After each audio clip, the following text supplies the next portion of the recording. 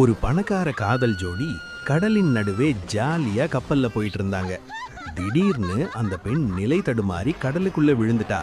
கடலுக்குள்ள விழுந்த அந்த பெண்ணை ஒரு ராட்சத சுறா மீன் முழுங்கிடுச்சு.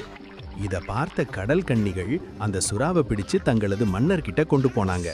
கடல் உலகத்தின் வலிமையான மன்னர் அந்த சுறாவை வெட்டி பார்த்தபோது அதுக்குள்ளே இருந்து அந்த பெண் உயிருடன் வெளியே வந்தா. அந்த பெண்ணை பார்த்ததும் மன்னருக்கு காதல் வந்துருச்சு. ஆனா அவ மயக்கத்துல இருந்ததால ஒரு மந்திரவாதி பூனை கிட்ட இருந்து மாய பானத்தை வாங்கிட்டு வந்தாரு.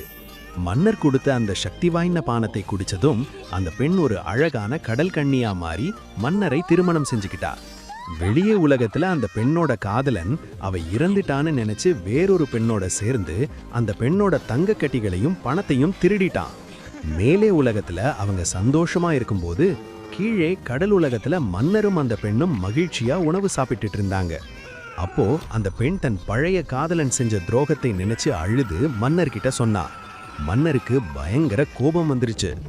மன்னர் தன்னோட மந்திர சக்தியை பயன்படுத்தி அந்த துரோகி காதலன் போயிட்டு இருந்த கப்பலை மூழ்கடிச்சு அவனை கடலுக்குள்ள இழுத்து தண்டனை கொடுத்தார்.